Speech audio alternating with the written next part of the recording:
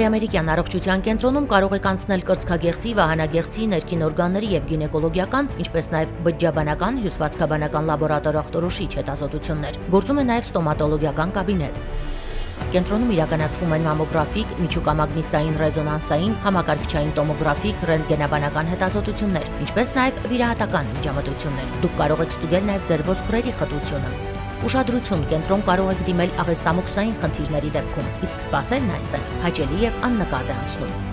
Հայ-ամերիկյան առողջության կենտրոն։ Առողջ ընտանիքի հենասյունը առողջ կինն է։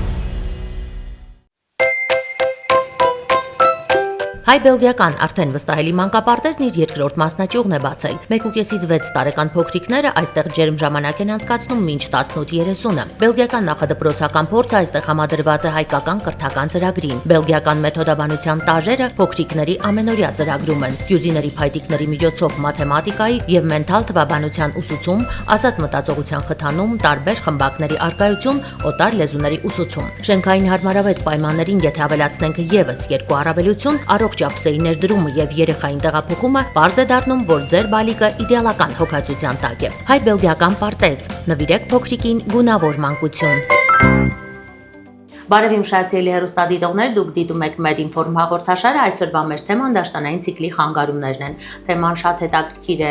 եւ բոլոր կանանց եւ նաեւ այն մայրերին, ովքեր դուստրեր ունեն եւ պետք է շատ ուշադիր լինեն դաշտանային ցիկլի ընթացքի վերաբերյալ։ Նշեմ, որ դաշտանային ցիկլը իհարկե ունի տարբեր պատճառներ, հիմնականում նշվում է որպես հորմոնային պատճառ, կան նաեւ այլ պատճառներ, որոնք կարող են կապված լինել տարբեր օրգան համակարգերի հետ, ինչպես նաեւ սեռական օրգանների հետ իհարկե։ Այս թեմայի մասին մեծ հետաքրքիր մանրամասներ է ներկայացնելու Հայ-ամերիկյան առողջության կենտրոնի գինեկոլոգիական ծառայության ղեկավար, ինչպես նաև բժշկական գիտությունների թեկնածու Երևանի պետական բժշկական համալսարանի դոցենտ Մարինե Ոսկանյանը։ Բարև բժշկուհի։ Բարև ձեզ։ Շնորհակալ եմ, որ Medinform-ի հյուրն եք եւ հանրության այս կարևոր թեմայի շուրջ հետաքրքիր ինֆորմացիա եք իրազեկելու։ Ձեզ շնորհակալություն։ Եվ այսպես դաշտանային ցիկլի խանգարումներ։ Միջինում նշվում է, որ մինչև 28 օր այսպես տևողությամբ օրացուցային օրը մեկ պետք է կանայք ունենան դաշտանային ցիկլը եւ եթե արդեն անցնում են այդ օրերը, սա արդեն համարվում է խախտում։ Խնդրեմ նշեք, թե քանի օր ուշացման դեպքերն են, որ համարվում են խախտում, որ պետք է ուշադրություն դարձնել արդեն։ Այո, շատ լավ։ Ընդհանրապես, եթե մենք խոսում ենք դաշտանային ցիկլի խանգարման մասին, այստեղ 3 ցուցանիշ կա։ Բացի նրանից, որ ինչ հաճախականությամբ պետք է սկսվի, ինչպես ասացի, 28 օրը մեկ, մեծ նշանակություն ունի ինչքան է տևում ինքը դաշտանը, այսինքն այդ process-ը, եւ ինչ քանակի արյուն է կինը կորցնում դաշտանի ժամանակ։ Ես սկզբից ասեմ նորմաները, որպեսզի մեր դիտողներին ավելի հասկանալի լինի։ Եթե կնոջ մոտ դաշտանային ցիկլը ավելի հաճախ է սկսվում, քան թե 21 օրը եւ ավելի ուշ է սկսվում, քան 35 օրը, դա նշանակում է խախտում է։ Այսինքն, եթե 28 օրից 7 գումարած եւ հանած, եթե 7-ից ավել է, սա դաշտանային պարբերականության խախտումն է։ Եթե կնոջ դաշտանը տևում է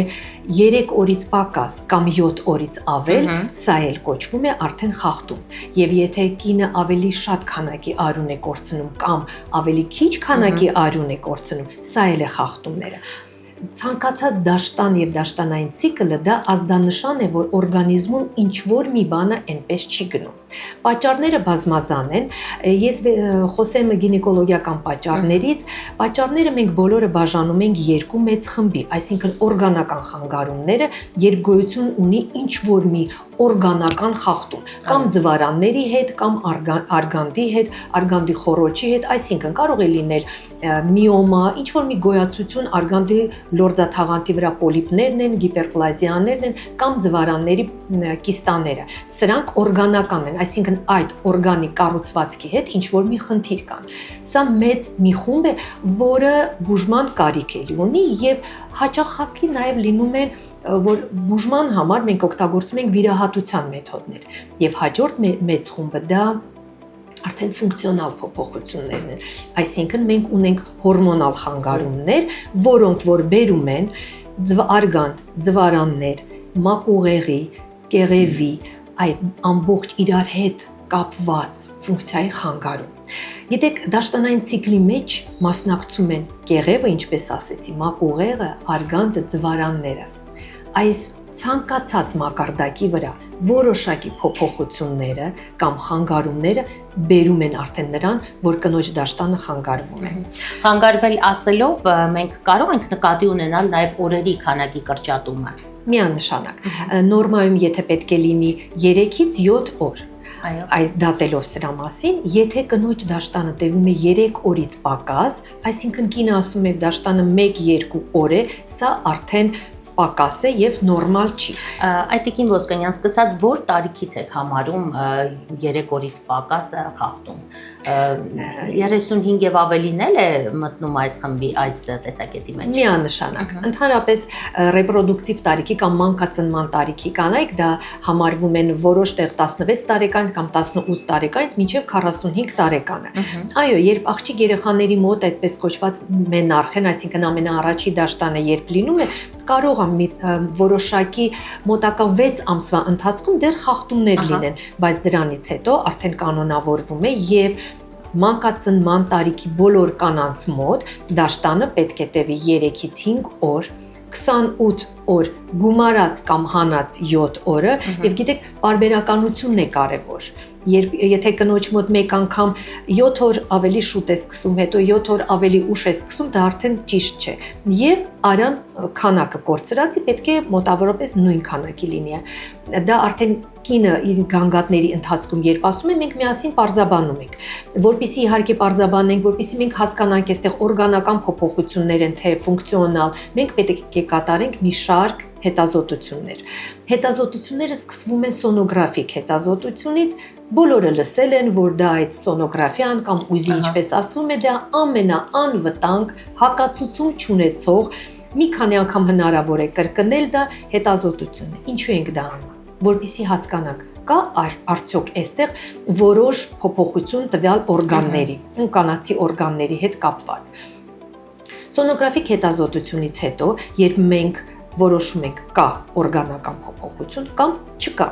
անում ենք հաջորդը։ Ինչ պատճառով է եղել սա։ Հորմոնալ հետազոտությունները, իհարկե հորմոնալ հետազոտությունների մեջ մտնում է նաև վահանաձև գեղձի հետազոտությունը, որտեղ մեկը մյուսի հետ կապված է։ Կնոջ օրգանիզմը, մարդու օրգանիզմը դա մի մեծ մեխանիզմ է։ Մեկը մյուսի հետ աշխատող, մեկը մյուսի համար աշխատող, մեկը մյուսին լրացնող եւ աջակցող մեխանիզմ է, որը որ չպետք է փլուզվի, որին որ պետք է օգնել։ Այո, անգամ վիտամինների պակասությունը կարող է բերել դաշտանային ցիկլի խանգարման։ Հետաքրքիր է, բոլոր կանանց մոտ տարածված է, որ սա զուտ հորմոնային խնդիր է եւ շատերը նույնիսկ եթե ունեն այդ խնդիրը չեն դիմում պարզապես այն պատճառով վախենալով ընդունել հորմոններ, թե գիրանալ, մազակալել եւ այլն։ Այս պատճառով արդյոք հորմոնալ խախտումները դաշտանային ցիկլի խանգարման շարքում զբաղեցնում են առաջին եւ ամենաշատ տարածված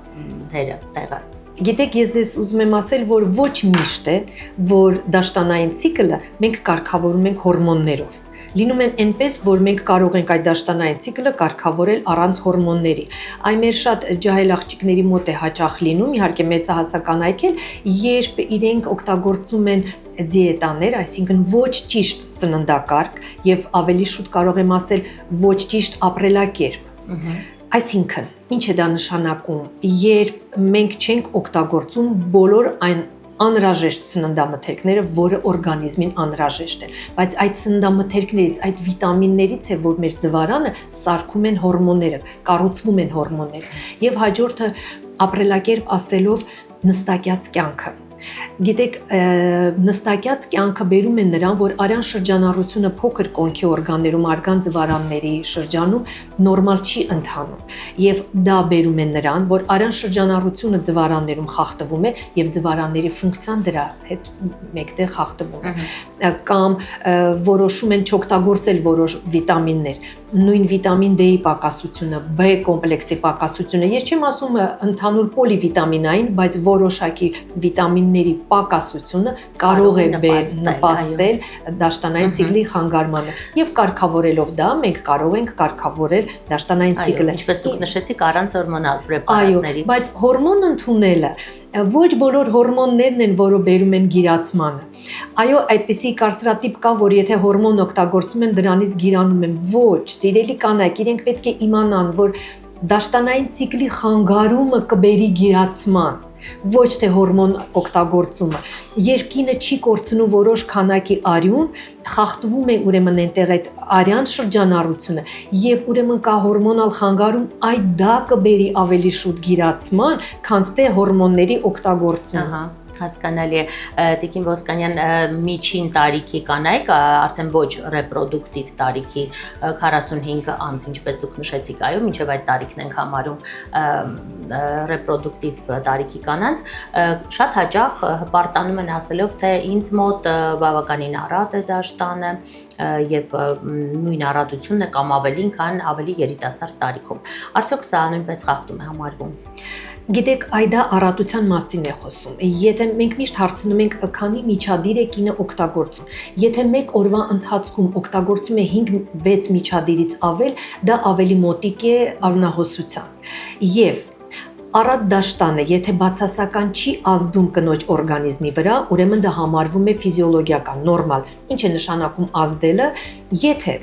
դաշտանային ցիկլից հետո, դաշտանից հետո հեմոգլոբինը իջնում է կնոջ մոտ, երկաթը օրգանիզմի իջնում է, դա նշանակում է, որ օրգանիզմը չի վերականգնվում։ Իսկ եթե չի վերականգնվում, այսինքն դա նշանակում է, որ կորցրած արյան քանակը ավելի շատ է, դա արդեն ախտաբանական է։ Եթե հեմոգլոբինը նորմալ է, վիտամինների քանակը նորմալ են, դա իր օրգանիզմի համար նորմալ է համարվում։ Իսկ ինչքան երկար կինը կտեսնի դաշտան, դա կապված է, գիտեք, ավելի շատ գենետիկ նշանակություն, դա կապված է գենետիկայի հետ։ Մինչև 55 տարեկան կանայք կարող են տեսնել դաշտան եւ դա համարվում է նորմալ։ Այո, մենոպաուզալ տարիքը սկսում է 45 գումարած, այսինքն 45-ից եթե կնոջ մոտ դաշտանադադար է լինում, դա համարվում է նորմալ, բայց եթե կինը 50, 51 եւ 55 տարեկանում դեռ տեսնում է դաշտան եւ հետազոտված է ամեն ինչ նորմալ է, ուրեմն իրեն մոտ ամեն ինչ նորմալ, անհանգստանալու, այո, կարիք չկա։ Շատ լավ, Տիկին Ոսկանյան, կցանկանայի ձեր խորհուրդները ուղղորդեիք բոլոր մեր կանանց, ովքեր միգուցե իրենց վնասակար սովորություններով կամ ոչ այնքան ինֆորմացված լինելով նպաստում են նրան, որ դաշտանային ցիկլը խանգարվի իրենց բաց սովորությունների հետևանքով խնդրեմ նրանց ուղղորդեք թե ինչը պահպանել, ինչին ուշադրություն դարձնել։ Այո, ինչպես ասացինք, դաշտանային ցիկլը դա, այսպես ասած, մարկերն է, դա սիգնալն է օրգանիզմի, որ ինչ որ մի բանը այնպես չէ։ Կանայք պետք է հետևեն իրենց։ Ամենակարևորը ինքնաբուժությամբ չի կարելի զբաղվել։ Գիտեք, մի օրգանիզմ, այո, բոլորս կանայք են, բայց մի օրգանիզմը մյուսին նման չէ։ Շատ հաճախ ինչ սխալ են անում մեր կանայք, երբ իրենք ասում են իմ բարեկամը կամ իմ հարազատը կամ իմ ծանոթը սա օգտագործել էր եւ իրան դա օգնել էր։ Նույն պրեպարատը, նույն միջոցը տարբեր մարդկանց տարբեր ձևով է օգնում եւ ոչ միշտ է որ նույն տարբեր մարդկանց նույն պրեպարատն է պետք օգտագործել։ Քանի որ յուրաքանչյուր օրգանիզմը ինդիվիդուալ է, եւ պատճառներն էլ տարբեր են լինում։ Ուրեմն առաջինը ինքնաբուժությամբ չզբաղվեն։ Նախ պետք է հետազոտվեն, այսինքն տարին 1 անգամ ցանկացած կին պետք է անցնի այդ սկրինինգային հետազոտություն։ Սկրինինգային հետազոտություն ասելը, այսինքն կինը չունի գանգատ, բայց ինքը պետք է հետազոտվի։ Դա սոնոգրաֆիան է, այսինքն կամ ուզի ասվածը եւ փապսմիր փապտեստ հետազոտությունը։ Դա առանց գանգատ կինը պետք է հետազոտվի։ Իսկ եթե տարին 1 անգամ, այո։ Միանշանակ հիմա նաև օգտագործում է պապիլոմավիրուսը եւ դրանով է որոշում ինչ հաճախականությամբ պապքսու կա օգտագործել։ Եթե կինը հանձնում է պապիլոմավիրուսի անալիզը եւ պապիլոմավիրուսը բացասական է, ուրեմն պապ տեստը պետք է հանձնել 3-ից 5 տարի հետո։ Եթե դրական է ավելի հաճախ։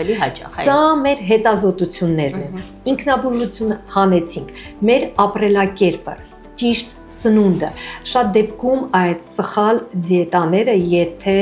իրենք օգտագործում են այն միջոցները, որը բավարար չեն օգնում մեր օրգանիզմին, դա ավելի շատ վնասում է եւ կամ կարող է լինել այնպես, որ կինը կնոջ մոտ դաշտանադադար սկսվի ավելի շուտ սխալ օգտագործումից կամ հակառակը օգտագործում են այնպիսի պրեպարատներ, որոնք կարող են ջրիկացնել արյունը, այսպես ինչպես ասում են, դա բերի արյունահոսությունների։ Ուստի պետք է անպայման բժշկի հետ միասին ցանկացած փոփոխությունների քննարկել եւ իհարկե բժշկի հետևողականությամբ։ Շնորհակալ եմ, կարծում եմ իսկապես պետք է իրազեկել կանանց, այս շատ տարածված է միմյանց օգնել խորհուրդ տալով որոշ հարցեր կարգավորել, որը կարող է եւ ճակատագրական լինել։ Շնորհակալ եմ ինֆորմատիվ հարցազրույցի համար։ Ձեզ շնորհակալություն։ Հարգելի հեռուստադիտող, շնորհակալ եմ նաեւ ձեզ ուշադրության համար, դե ինչ հարգելի կանեք, իսկապես դաշտանային ցիկլի խանգարումները բավականին ճակատագրական կարող են լինել, այն պետք է պարզապես քննարկել նեղ մասնագետի հետ։ Եթե ունեք նման խնդիրներ, Հայ-ամերիկյան առողջության կենտրոնի գինեկոլոգիական ծառայության ղեկավար բժշկական գիտությունների թեկնածու Մարինե Ոսկանյանը պատրաստ է լսել ձեզ, քննարկել ձեր խնդիրը։ Եվ հիշեք, յուրաքանչյուրիդ խնդիրը յուրովի է, քանի որ յուրաքանչյուրիդ օրգանիզմն է յուրովի, եւ պետք է այս հարցերը իսկապես նեղ մասնագետի հետ միասին քննարկել եւ գալ որոշակի եզրակացության։ Այսքան այսօրվա համար, հետևեք Medinform-ին եւ այնտեղ կարող եք գտնել ձեզ հետաքրքրող ամենատարբեր հարցերի պատասխանները։ Կհանդիպենք։ Հայ-ամերիկյան առողջության կենտրոնում կարող եք անցնել կրծքագեղձի, վահանագեղձի, ներքին օրգանների եւ գինեկոլոգիական, ինչպես նաեւ բջջաբանական, հյուսվածքաբանական լաբորատոր ախտորոշիչ հետազոտություններ։ Գործում է նաեւ ստոմատոլոգիական կաբինետ։ Կենտրոնում իրականացվում են մամոգրաֆիկ, միջուկամագնիսային ռեզոնանսային, համակարգչային տոմոգրաֆիկ, ռենտգենաբանական հետազոտություններ, ինչպես նաեւ վիրահատական միջամտություններ։ Դուք կարող եք ստուգել նաեւ ձեր ոսկրերի խտությունը։ Ուշադրություն, կենտրոն կարող եք դիմել աղեստամոքսային խնդիրների դեպքում, իսկ սպասելն այստեղ հաճելի եւ աննկատ է անցնում։ Հայ-ամերիկյան առողջության կենտրոն։ Առողջ ընտանիքի հենասյունը, առողջ կինն։ Հայ-բելգիական արդեն վստահելի մանկապարտեզն իր երկրորդ մասնաճյուղն է բացել։ 1.5-ից 6 տարեկան փոքրիկները այստեղ ջերմ ժամանակ են անցկացնում մինչ 18:30-ը։ Բելգիական նախադպրոցական փորձը այստեղ համադրված է հայկական կրթական ծրագրին։ Բելգիական մեթոդաբանության տաժերը փոքրիկների ամենօրյա ծրագրում են։ Յուզիների փայտիկների միջոցով մաթեմատիկայի եւ մենթալ թվաբանության ուսուցում, ազատ մտածողության խթանում, տարբեր խմբակների առկայություն, օտար լեզուների ուսուցում։ Շենքային հարմարավետ պայմաններին եթե ավելացնենք եւս երկու առավելություն, առողջ ափսեի ներդրումը եւ երեխային տեղափոխումը, պարզ է դառնում, որ ձեր բալիկը իդեալական հոգացության տակ է։ Հայ-բելգիական պարտեզ, նվիրեք փոքրիկին գունավոր մանկություն։